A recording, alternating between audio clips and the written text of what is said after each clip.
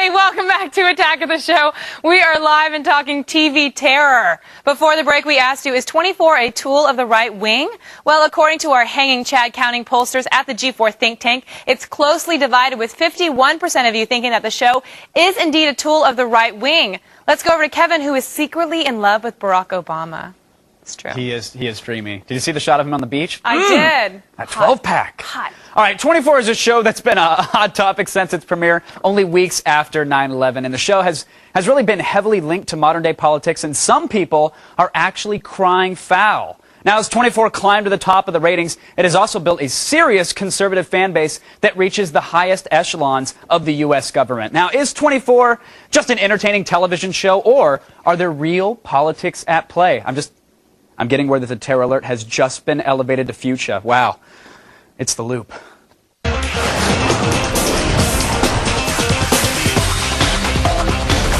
Joining us tonight in studio are TVSquad.com writer Kevin Kelly and Kevin Korenthal, conservative pundit for SocialPundit.com. Gentlemen, welcome to The Loop. It's the attack of the Kevins today, so hopefully it doesn't get too crazy. But I would start with you, Kevin Kelly, here, because 24 has always been a show that sort of skirted reality, and it took events that are taking place, that are on the Drudge Report, that are on the front page news, and it glorified them with fancy editing and a bit of a soundtrack and, of course, the countdown timer. But, you know, is it good entertainment and nothing more, or is there something else going on behind the scenes? It's good entertainment, that's all it is. It's a show that takes something that's current, that's in our minds, and it makes it entertaining. There's no possibility that there's more to it than that.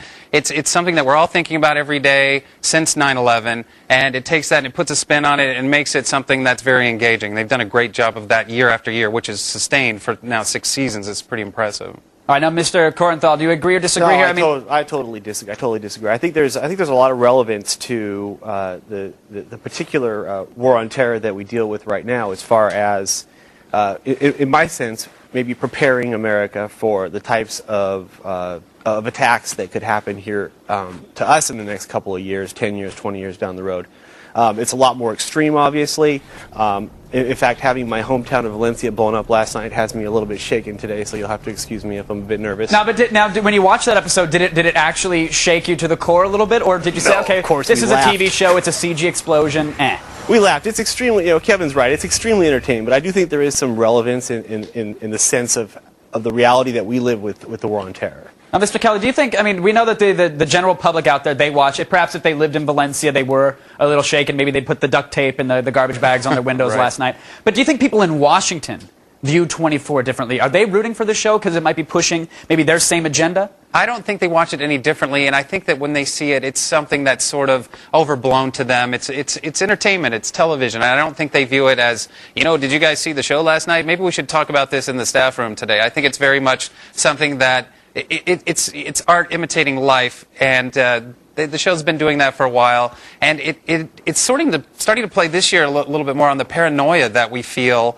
in our country towards these people that are viewed as terrorists. This season has kind of even amped that up a bit further, which I found to be pretty surprising, and it does have a reflection on what's going on today, and it's kind of frightening. At least the last 2 episodes that this premiere that we've seen the past 2 days has been. But now, Kevin Korenthal here, I mean, you know, yes, it's preying on our fears. Some people would say that certain administrations have put those fears into our head. I mean, do you think that maybe there's some political pundits out there that are watching this and shaking their fists and rooting for it because it is reinforcing that sort of notion, it is reinforcing those paranoias within society? Well, I think anyone who denies that these type of paranoias are not only out there but are in many ways founded is living probably in more of a make-believe world than 24 is. Of course, like I mentioned, everything in 24 is way overblown. It's way out there as far as a total extreme of what can happen. But it's legitimate. I mean, these types of threats are out there.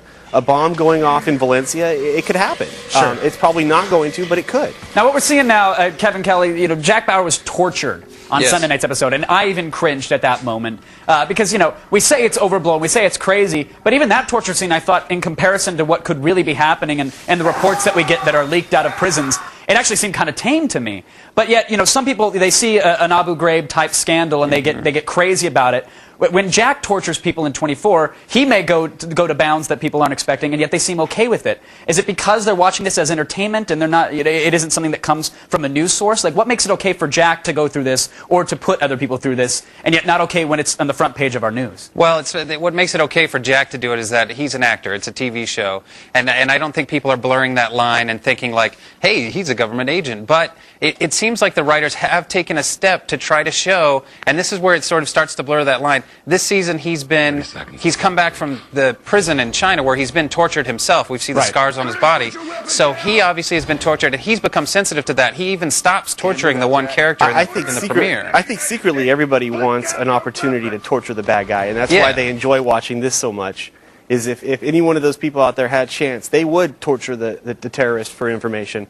It's just unfortunately society today, or fortunately I should say, society today has us being against inflicting pain on other people. Right, I was going to say, fortunately or unfortunately, it depends on who you ask. They'll tell you if torture is a good thing or not. All right, last question, and very quickly from each of you. Mr. Kelly, we'll start with you. If a bomb were to go off in Valencia today, all right, let's just, I mean, and heaven forbid, but let's say it happens and oh no, Magic Mountain is completely destroyed even though it's going to be a parking lot anyways. Do you think this would help 24, or would this mean the end of the series because people don't want to show that kind of parodies and runs parallel to these events? That's a hard thing to answer. I think it would hurt the show ultimately because anytime when the shows have sort of crossed lines with reality, especially if the show is right on the heels of, you're saying it would be a precursor kind of, or would come right after the show had done it. I think it would ultimately harm the show. All right, Cornthal, very quickly, you're shaking your head. You think it would be successful? No, it's a whole new franchise, 24, New York.